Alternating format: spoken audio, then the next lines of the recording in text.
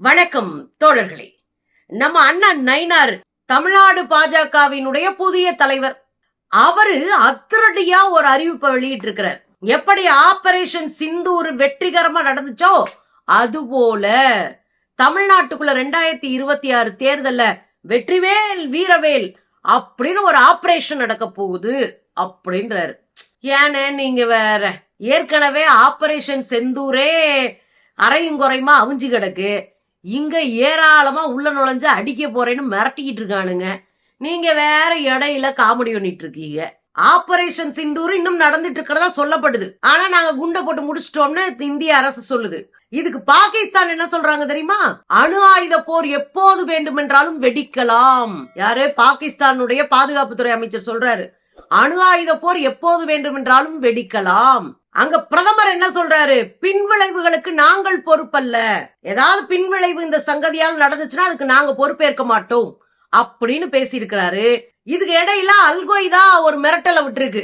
சத்தியமா நாங்க இதை விட மாட்டோம், உங்களுக்கு இருக்கு பாத்துக்கிறோம் அப்படின்னு மிரட்டி அறிக்கை வெளியிட்டு இருக்கு. இது ஒரு பக்கம் இடி இறக்கிட்டு இருக்கு. அல் சகாப் மீடியா வழியாக ஒரு அறிக்கையை வெளியிட்டு பயங்கரமா மிரட்டலை விட்டுருக்கு அல்கொய்தா. ஒரு பக்கம் பாகிஸ்தானே எங்களுக்கு இதுக்கும் பொறுப்பு இல்ல, இனி எது நடந்தாலும் அது நீங்க செஞ்சதனுடைய விளைவு. இன்னொரு பக்கம் பாகிஸ்தானுடைய பாதுகாப்பு அமைச்சர் அணு ஆயுத போர் நடக்க போது அதுக்கு நாங்க பொறுப்பு கிடையாது, அவர் ஒரு பக்கம். இப்படி ஆளுக்காலும் ஒரு பக்கம் பேசுறாங்க. இதுக்கடையில பாகிஸ்தான் சொல்லுது 35 பேரு பயங்கரவாதிகள் செத்திருக்கிறாங்க அப்படின்னு அவங்க ஒரு கணக்கு சொல்றாங்க. இந்தியா என்ன கணக்கு சொல்லுன்னா 90 பேர் செத்திருக்கிறாங்க. நேத்து 100 பேர் நாங்க, இன்னைக்கு 90 பேரு அப்படின்னு சொல்லி இருக்கிறாங்க. இப்ப ஆளுக்காலு கணக்கு சொல்றது மட்டும் இல்ல, ரஃபேல் விமானத்தை நாங்க வீழ்த்திட்டோம், 5 விமானத்தை நாங்க வீழ்த்திருக்கோம், 3 ரஃபேல் 2 சின்ன ரக விமானம் சொன்னாங்க இல்லையா, அத இந்தியா மறுத்தாங்க. ஆனா அங்க பிரான்ஸ் நாடு என்ன, அவங்க தானே ரஃபேல் செஞ்சு கொடுத்தவங்க, அந்த பிரான்ஸ் நாடு என்ன சொல்லுது? ஆமா, இந்த உடைஞ்சு கிடக்கிற பாகம் ரஃபேலுடைய பாகம் தான் அப்படின்னு உறுதிப்படுத்தி இருக்கிறாங்க. அப்படி நாலாவகம் போட்டு நம்மள அடிச்சுட்டு இருக்காங்க. ஏதோ மனசை தேத்திக்கிட்டு இருக்கோம். எதுனால? அண்ணன் ராஜேந்திர பாலாஜி இருக்கிறதுனால. அவரால என்ன மனசு தேத்துறீங்கன்னு கேக்குறீங்களா? அண்ணன் ராஜேந்திர பாலாஜி தான் சொல்லிட்டாரு, ஒரு 10 நாள் எங்களுக்கு ட்ரைனிங் கொடுங்க போதும், 1000 பேரை கூட்டிட்டு நான் போறேன் எல்லைக்கு. எங்க ஐயா எடப்பாடியார் மாத்திரம் எனக்கு உத்தரவு கொடுத்துட்டாருன்னு வச்சுக்கோங்களேன், எல்லையில போய் எதிரிகளை உண்டிலன் பண்ணிடுவேன்னு சொல்லியிருக்காரு. அதுதான் ஏதோ மனசுக்கு ஆறுதலா இருக்கு. நம்ம அண்ணன் ராஜேந்திர பாலாஜி இருக்காரு, எப்படியாவது 1000 பேரை திரட்டி எல்லையில போய் நின்னு முடிச்சு விட்டுருவாரு, எப்படியாவது நம்ம பத்திரமா இருந்துக்கலாம் அப்படின்னு இப்பதான் மனசுக்கே ஒரு ஆறுதல் வந்திருக்கு. இதுக்கு இடையில சங்கிக ஒரு வேலையை பாக்குதுங்க. ஏன் முதலமைச்சர் இஸ்லாமிய தீவிரவாதிகள் சொல்ல மாட்டாரு? அப்ப அவர் சொல்லலன்னா அவர் தேச துரோகி தானே. யாரு? முதலமைச்சர் ஸ்டாலின். எதுக்கு ஏன் சொல்லணும்? இன்னொரு பக்கம் பார்த்தா ஏஆர் ரஹ்மான் அண்ணன், அவர் நேத்து என்ன பண்ணிருக்காரு? ஒரு புறா, ஒரு ஹார்ட், ஒரு தேசிய கொடி போட்டு ஒரு ட்வீட் போட்டு இருந்திருக்காரு. அதை பிடிச்சு தொங்குன்னு தொங்கிட்டான். இவ்வளவு பொறுமசாலியா இருந்தா, இவ்வளவு நிதானமானவரா இருந்தா நீங்க ஏன் உங்க பொண்டாட்டி கூடயே வாழ்ந்திருக்க கூடாது அப்படின்னு சங்கிய கேட்டாங்க. இது யாரு கேக்குறதுன்னு பாருங்க. இவராவது பொண்டாட்டி கூட பேசி 2 பேரும் பிரிஞ்சு இருக்கிறாங்க, இன்னும் டைவர்ஸ் கூட ஆகல. அந்த அம்மா டைவர்ஸ் எல்லாம் பண்ண வேணாம், நம்ம கொஞ்ச நாளைக்கு பிரிஞ்சிருப்போம்னு சொல்லி இருக்கிறாங்க. இதுவே இவங்களுக்கு கேலி கூத்தா இருக்கு. ஆனா பொண்டாட்டி கூட சொல்லாம இல்லாம தெரிச்சு ஓடி போனாரு நம்ம 56 இன்ச்சு ஓடி. இது வரைக்கும் நான் அதை பேசினது இல்ல, பேச வைக்கிறானுங்க. நான் என்ன பண்றது?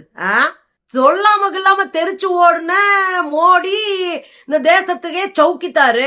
ஒரு ஹார்ட் போட்டதுக்கும், ஒரு புறா போட்டதுக்கும், ஒரு தேசிய கொடி போட்டதுக்கும் வச்சு செய்யறானுங்க 2 நாளா.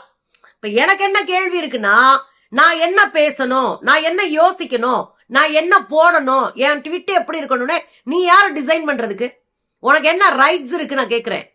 இது தனி மனித சுதந்திரம். அவங்க கருத்தை அவங்க போடலாம். தமிழ்நாட்டில் இருக்கிற பெரும்பான்மையோர் நீங்க பண்ண வேலைய, நீங்க பண்ண அந்த அதிரடி நடவடிக்கை அப்படின்னு நாங்க போருக்கு போறோம்னு கிளம்புனீங்களே, அத பலரும் எதிர்த்திருக்கிறாங்க. தமிழ்நாட்டுல பெரியவங்கல இருந்து சின்ன பிள்ளைங்க வரையும் அத்தனை பேரும் எதிர்த்திருக்காங்க. இந்த போர்ன்றது அபாயகரமானது, 2 பக்கமும் கூர்மையான கருவியை பிடிச்சிட்டு அலையிற மாதிரி, 2 பக்கமும் சேதாரத்தை விளைவிக்கும்னு அவங்க ரொம்ப வருத்தத்தோட பதிவு பண்ணிருக்காங்க தமிழ்நாட்டுல இருக்கிற மக்கள். ஆனா இந்த சங்கிகளுக்கு தான் மூளையே இருக்காதே. அதுங்க உட்காந்து கொண்டாடிக்கிட்டு பாலாபிஷேகம் பண்ணிட்டு குங்குமாபிஷேகம் பண்ணிக்கிட்டு தெரியுதுங்க. ஏதோ செஞ்சு தொலைங்க, உங்களால எங்களுக்குள்ள தலைவலியா இருக்கு. அதாவதுங்க, ஒரு அரசு ஒரு திட்டமிட்ட செயல் திட்டத்தோடு போர் செய்யறதா இருந்தாலும் எதிரிகளை அழிக்கிறதா இருந்தாலும் ஒரு திட்டமிட்ட செயல் திட்டத்தோட இறங்கும். ஆனா பயங்கரவாத குரூப்ல இருக்கிறவங்க எந்த திட்டமிட்ட செயல் திட்டத்தையும் உங்கள்கிட்ட காட்டிட்டு இருக்க மாட்டான். அவன் பாட்டுக்கு ஒத்தால உள்ள வந்து முடிச்சு விட்டு போயிடுவான். இப்ப நாங்கள்ல அள்ளு விட்டு போய் கிடக்குறோம். என்னத்துக்குடா இப்படி போட்டு எங்களை இழுத்து விடுறீங்க அப்படின்னு நாங்கள்ல கிடக்குறோம். இதுக்கு இடையில தான் நம்ம அண்ணன் நயினார் 2026 பாருங்க, ஆபரேஷன் செந்தூர போல தமிழ்நாட்டுல வெற்றிவேல் வீரவேல் அப்படின்னு ஆபரேஷன் பண்ண போறோன்னு போன. நீ வேற பைல்ஸ் ஆபரேஷன் கூட நீங்க எல்லாம் பண்ணிக்க முடியாது. நான் என்ன கேக்குறேன்னா, வெற்றிவேல் வீரவேல்னு தமிழ்நாட்டுக்குள்ள ஒரு ஆபரேஷன் விங்கெல்லாம் அமைக்கிற அளவுக்குலாம் உங்களுக்கெல்லாம் தகுதியும் கிடையாது. அதை வேடிக்கை பார்த்துட்டு எனக்கு என்னான்னு உட்காந்துருக்கு நாங்க காதல பூச்சுத்துறாலும் கிடையாது.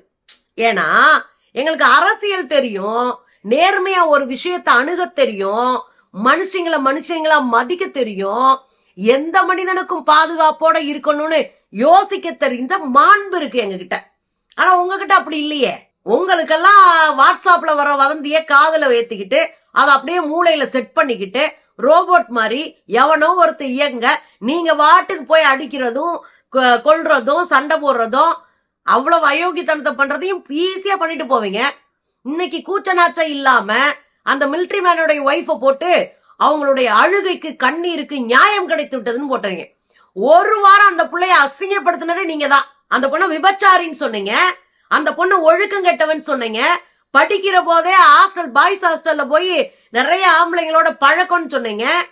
அதுவும் குறிப்பா காஷ்மீர் இஸ்லாமியர்களோட அந்த பிள்ளைக்கு தொடர்புன்னு அசிங்கப்படுத்தினீங்க. இன்னைக்கு வந்து என்ன நீங்க தேசபக்தர் வேஷம் போடுறீங்க? என்ன இதெல்லாம் தெரியாத ஆள்கிட்ட போடுங்க. இன்னைக்கு வந்து என்ன வேஷம் போட்டுட்டு உட்காந்துருக்கீங்க, அதை நாங்களாம் பாப்போம்னா. அதுல எங்க அண்ணன் வெற்றிவேல் வீரவேல் அப்படின்னு ஆபரேஷன் பண்ணுவாராம். அண்ணே, உங்களுக்கு முன்னாடியே ஒருத்தர் வேல் யாத்திரைன்னு ஒரு ஆபரேஷன் பண்ணாரு. எல்முருகன் அண்ணே வேல் யாத்திரை போறேன் அப்படின்னு வேட்டிய ஒரு கையில முடிச்சுக்கிட்டு வேலை இன்னொரு கையில முடிச்சுக்கிட்டு தெரு தெருவா தெரிஞ்சாரு. ரிசல்ட் இல்லையேன்னு. இந்த வேல் அப்படின்றது முருகனுக்கான அடையாளம் வச்சிருக்கோம். வேல் யாத்திரையின் மூலமா அறுபடை வீடுகளுக்கெல்லாம் போனாரு அண்ணன். அறுபடை வீட்டுல ஒத்த வீட்டுல கூட நீங்க ஜெயிக்கல. உங்களுக்கு கட்டம் சரியில்ல. நீங்க ஐயப்பனை வச்சு கேரளாவுக்குள்ள உருட்டலான்னு ஊருப்பட்ட வேலை பார்த்தீங்க. ஆனா பந்தளத்துல அந்த கோயில் இருக்கிற இடத்துக்கு பேரு பந்தளம். பந்தளத்துல 10 ஓட்டு கூட நீங்க வாங்கல. சரி, நம்ம ஊர்ல தான் ஜாமிகளும் துடியா இருக்கும், இவங்க எல்லாம் உள்ள விடாதாக்குன்னு நினைச்சுக்கிட்டு இருந்தா ராமரே உங்களுக்கு எதிராக தானே நின்னாரு. நீங்க பைசா பாத்து, அதாவது நீங்க புதுசா ராமர் கோயில் கட்டிருக்கீங்கல்ல, அந்த தொகுதிக்கு பைசா பாத்துன்னு பேரு. அந்த தொகுதியில ஆப்போசிட்ல இருக்கிற கட்சி, எதிர்கட்சியா இருக்கிற கட்சி ஒரு தலித் தோழரை நிப்பாட்டி அடிச்சு நொட்டாங்கையில ஜெயிச்சுட்டு எக்கச்சக்க வாக்கு வித்தியாசத்துல ஜெயிச்சுட்டு போனாங்க. தொடர்ந்து ஜெயிக்கிற உங்க ஆள இதுதான் இங்க நடந்துட்டு இருக்கு. அதுல என்ன ஆபரேஷன் பண்ண போறீங்க? அதுவும் வெற்றிவேல் வீரவேல் பண்ணி பாருங்களேன், அதுக்கப்புறம் ரிசல்ட் தெரியும். அண்ணன் அடுத்து ஒரு முத்த உதிர்த்து இருக்கிறாரு. இந்தியா விடுதலை அடைஞ்ச போது கூட நான் மகிழ்ச்சியா இருந்தது இல்லைங்க. அப்ப இருந்த மகிழ்ச்சியை விட இப்பதான் மகிழ்ச்சியா இருக்கேன். ஆபரேஷன் செந்தூர் மூலமா எதிரிகளுக்கு ஒரு பதிலடி கொடுத்திருக்கிறோம். இப்படி பதிலடி டெய்லி தான் கொடுத்துறீங்க. இந்த பாலக்கோட்ல ஒரு அடி கொடுத்தீங்க, அப்ப எத்தனை பேர் செத்தாங்க என்ன ஏதுன்னு தெரியல. இப்படி நீங்க சொன்ன சர்ஜிக்கல் ஸ்ட்ரைக்கே எக்கச்சக்கமா இருக்கே. அன்னைக்கெல்லாம் வராத சந்தோஷம் இன்னைக்கு வருதுன்னா எப்படியாவது ஓட்ட திரட்டிடலாம், மக்கள் மூளைய கழுவிடலாம் அப்படின்னு ஒரு நப்பாசை. அதுலயே அண்ணன் சொல்லியிருக்காரு, பகல்காம் சம்பவத்துல உயிரிழந்தவர்களினுடைய ஆன்மா சாந்தி அடையட்டும் அப்படின்னு இருக்காரு. அந்த உயிர் போறது காரணமே நீங்க தானே. பாதுகாப்பு கொடுத்தா அந்த மக்கள் நிம்மதியா டூர் வந்துட்டு வீட்டுக்கு போயிருப்பாங்க. அங்க ஒரு போலீஸ் இல்ல, ஒரு ராணுவம் இல்ல. பெண்கள் கீழே போய் ராணுவ முகாம்ல உதவி கேட்கும் போது அவங்களுக்கு எந்த உதவியும் ராணுவத்தினர் செய்யலன்னு சொல்லி உங்க குஜராத் மாடல் ஊர்ல பிறந்த சுனிதா பெண் என்கிற கணவனை இழந்த பெண்ணு பத்திரிகையாளர் மன்றத்துல உங்களுக்கு டாரா கிழிச்சாங்களே, ஞாபகம் இருக்கா? அப்ப நீங்க எதுவுமே செய்யலன்னா அந்த ஆன்மா சாந்தி அடையாது, வச்சு உங்களை செய்யும். டே, நீங்களே எங்களை முடிச்சு விட்டுட்டு எங்களை எல்லாத்தையும் வேடிக்கை பார்த்துட்டு சாகுறத இன்னைக்கு ஆன்மா சாந்தி அடையும் சொல்லி தர்றீங்களா அப்படின்னு வந்து கேட்கும். ஆக அண்ணன் ஆபரேஷனுக்கு ரெடி ஆயிட்டாரா 2026. அண்ணே, தமிழ்நாடு அப்பனுக்கு அப்பன்லாம் பார்த்த ஊருன்னு, திராவிடத்தை அழிப்பேன்னு சொன்னவன்லாம் அடையாளம் தெரியாம புல்லு முளைச்சு போச்சுனே புதஞ்ச இடத்துல. அப்புறம் இங்க முற்போக்கு இயக்கங்கள்லாம் காலி பண்ணிடுவோம், அடுத்து நாங்க தான் ஆட்சி அப்படின்னு பல பேர் உருட்டிட்டு காணாம போய் செத்தே போயிட்டாங்கன்னு. அதுல நீங்களும் ஒத்தாளா இருக்க போறீங்க. அதுதான் 2026ல தெரியும். அப்ப சொல்லுங்க தமிழ்நாடு எப்படி, உங்க ஆப்பரேஷன் எப்படின்னு.